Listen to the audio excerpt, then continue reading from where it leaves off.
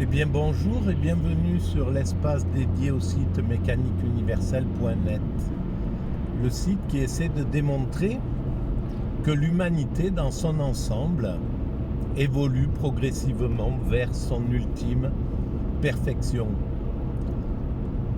La paix universelle, la fraternité, la fin des frontières, la fin de l'homme loup pour l'homme, le respect absolu entre les personnes, les communautés, voilà. Et donc un fonctionnement aussi parfaitement écologique qui n'impacte plus du tout la planète ni les autres espèces, ni nous-mêmes. Donc voilà, tout ce qu'on peut imaginer d'une humanité qui aurait atteint son ultime perfection. Une humanité qui vivrait dans une sorte de paradis. Tout le monde peut le visualiser, en fait, ce paradis terrestre. Bon, ça a même été écrit par certaines religions, par certaines spiritualités, etc. Et eh bien, c'est ce vers quoi nous allons, sans le savoir. Nous construisons cela. Alors il reste encore quelques siècles d'évolution. Il faudra sans doute peut-être 3, 4, 5 siècles encore d'évolution. Mais la plus grande partie de notre évolution, nous l'avons réalisée.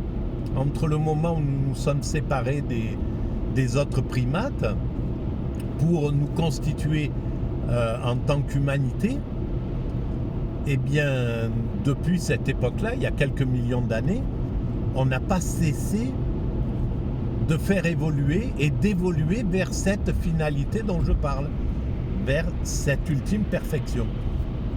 On a d'abord développé notre corps, notre volume cérébral, notre cortex, notre capacité à l'empathie, à l'amour, à la réflexion, à la conscience, à nous interroger sur notre présence au monde. On a développé notre dextérité, notre pouce préhensile, on est devenu adroit, etc. Et puis, on a perdu notre système pileux, etc. Tout ça, c'est nos frères humains qui ont travaillé cette partie-là de l'humanité. Et puis plus tard, d'autres, leurs enfants, ont appris à tailler les silex, ont appris à domestiquer des animaux, à cultiver des plantes, etc., etc., à s'interroger sur la mort, à enterrer leur mort, à commencer à penser qu'il y avait du divin, qu'il y avait un principe créateur, une divinité au-dessus. Et c'est nos frères humains qui ont inventé ça et qui sont à l'origine de nos religions, des grandes religions. Le judaïsme, l'hindouisme, l'islam, le christianisme, le bouddhisme, le zen, tout ça, ça décline de ces religions, de ces spiritualités premières, qu'on pourrait dire, qu'on retrouve en Afrique, etc. Donc c'est les pères, en somme, de ces religions. Et il faut les prendre avec cette valeur familiale. C'est nos pères, voilà, c'est eux. On sait qu'on décline de l'Afrique et on peut penser qu'on peut les voir comme nos propres pères, en somme. Et donc nos frères, en somme, dans la même lignée. C'est pour dire que tout ce qui est racisme, tout ce qui est mépris d'autrui, suffisance de l'Occident, par exemple, qui se pense supérieur aux autres cultures, tout ça, c'est une aberration. Voilà, on est peut-être supérieur techniquement, on a développé des outils, on a Voilà, mais spirituellement, on n'a rien de supérieur à un monde qui est encore tout à fait spiritualisé, par exemple, et qui a une vision de, de la création uniformisée, qui ne se distingue pas, qui ne fait pas que l'homme se distingue du reste de la création de façon radicale. Et c'est ce qui fait qu'on peut abuser des autres espèces, par exemple. On n'a plus de respect pour l'élevage intensif. Ça décline de cette absurdité, de cette atrophie de la conscience universelle et d'appartenir à un système global, un système totalement qui dépend des uns des autres. Voilà. Et au final, on a réussi par cette idiotie que l'argent, la vénalité, le désir de s'enrichir sans conscience, la science sans conscience, on voit ce qu'elle a apporté à l'humanité.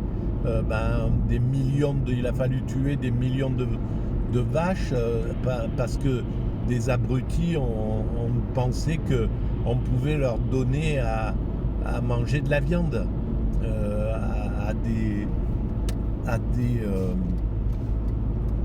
à des animaux végétariens. Enfin, c'est une aberration, quoi. Voilà. Et puis on voit bien toute cette absurdité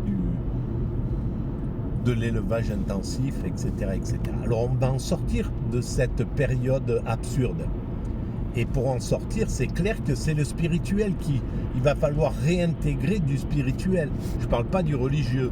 Il va falloir réintégrer du spirituel. Et c'est pour ça que les sociétés encore très spiritualisées, comme l'islam par exemple, eh bien, leur résistance en France par exemple, dans notre pays, mais en Europe, en Occident, cette résistance qui fait que malgré l'attaque indécente de la laïcité de combat, la laïcité c'est quelque chose de très important, mais la laïcité raciste de combat, donc, qui veut que, c'est des humiliations permanentes. Il ne faut pas mettre de voile, il ne faut pas vous habiller comme ça, il faut que vous adoptiez notre truc, donc que vous puissiez vous mettre en tenue comme ça, parce que nous c'est ce qu'on aime, etc. Enfin bref, toute cette absurdité du marché qui veut simplement continuer à marchandiser, parce que le fait de dénuder les femmes, c'est uniquement pour stimuler les pulsions et donc pouvoir déborder la conscience. Parce que quand on est sur la pulsion, on n'est pas sur la conscience, on réfléchit plus, quoi. Et le système du marché, c'est là-dedans qu'il nous a amenés depuis 30 ans. Voilà, il nous stimule sexuellement, il nous stimule sur la bouffe, il nous stimule sur le jeu, voilà, il faut, voilà, la montée en puissance du poker en ligne, des trucs comme ça. Et puis même dans les matchs de rugby, ils nous font jouer au jeu, quoi, avec des phrases absurdes en plus. Il faut juste pour vendre du SMS. C'est quand on fait un peu le bilan de l'intrusion du marché dans le monde ordinaire, c'est hallucinant, quoi. Et il a écarté le spirituel. Et à un certain moment même, il y a eu une sorte d'attaque franche. Il trouvait que c'était indécent qu'il y ait une petite partie dans une semaine, qu'il y ait quelques heures qui soient consacrées au spirituel le dimanche matin à la télévision. Et en plus, c'était complètement œcuménique parce que toutes les parties ont un petit espace. Le judaïsme, le christianisme, l'islam, le bouddhisme, et je ne sais même pas si l'hindouisme ou le bouddhisme ils y ont droit, mais enfin bref. Et puis même les francs-maçons, l'athéisme, etc., etc. Donc, et même cette petite partie, ça dérangeait le marché. Ils voulaient prendre cette partie, quoi. Et le marché, le problème, c'est que si on lui donne la toute-puissance, et c'est ce qu'on a fait à partir des années 80, on lui a donné la toute-puissance, on lui a donné la télévision, les médias, et grâce à ça, il fait ce qu'il veut. Et on lui a donné la toute-puissance. Et si on lui donne la toute-puissance, ben, il peut qu'avancer, il peut que ravager. Il a une part de marché. Cette année, il a cette part de marché. Et puis, pour s'ouvrir encore un peu plus de marché, ben, il va falloir qu'il aille démarcher les écoles, démarcher l'hôpital, démarcher les prisons, essayer de prendre des parts de marché dans des trucs qui sont complètement hallucinants, quoi. Des trucs qu'on ne doit jamais donner aux marchands. C'est une aberration totale. Et en fait, le système du marché a pris le pouvoir. Et on voit les résultats, 30 ans après, le chaos dans lequel on est. Parce que quand c'est le marché qui prend le pouvoir, il se met sur un système de compétition permanente et c'est seuls les winners c'est les gagnants, quoi. Donc il y a un nombre intense de compétiteurs dans un système marchand. On l'a vu quand c'était la bourse, tous les jeunes voulaient partir là-dedans, être des je sais plus comment ça s'appelle, ceux qui travaillaient pour la bourse, etc. Voilà, c'était, après il y a eu Tapi qui faisait des émissions pour devenir des winners, pour avoir des entreprises, pour avoir les dents longues, quoi. Et en fait, plus on fait des dominants dans un système, et plus on fabrique de la violence. C'est comme si dans une troupe de chimpanzés, il y a 3-4 dominants sur une cinquantaine d'individus, mais si on mettait 80 ou 60 dominants dans ce même système, c'est la bagarre générale du matin au soir. Voilà, et ben c'est ce qu'ils ont fait avec l'humanité. Plus ils ont fait de dominants qui voulaient à tout prix, grâce à l'argent et grâce au pouvoir que ça leur donnait, de devenir des dominants, et sur tous les plans. Ça a été dans la musique avec le rap, ça a été dans l'industrie, ça a été dans tous les sens, il fallait devenir un dominant en somme. Et donc ça a mis toute cette agressivité, toute cette violence, elle décline de ça. Et ça a été donné par les médias, qui étaient achetés par le marché. Donc tout est bien ficelé, on le voit. Voilà, maintenant on doit sortir de cette chose-là.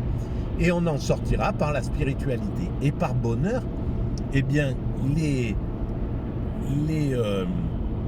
communautés qui ont préservé leur spiritualité, par exemple, c'est l'islam, c'est le judaïsme, etc., qui ont gardé cette intensité spirituelle. Et grâce à eux, on n'a pas basculé complètement, parce qu'ils ont résisté, ils se sont fait taper dessus, ils se sont fait détester, haïr, et à travers les médias, ils ont réussi à faire que le peuple français, par exemple, déteste une femme qui serait voilée ou parce qu'ils font leur prière. Ils ont réussi à nous faire oublier le sens de la prière, le sens du voile, le sens de toutes ces choses-là, pour nous montrer ça comme quelque chose qui serait une aberration, quoi. comme si le spirituel était une aberration.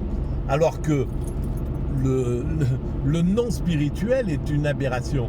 Traverser l'existence sans se poser la question de qu'est-ce qui a créé cet univers, pourquoi il y a quelque chose plutôt que rien, comment se fait-il que le monde soit construit sur quelque chose de vide, sur quelque chose qui est une sorte d'illusion.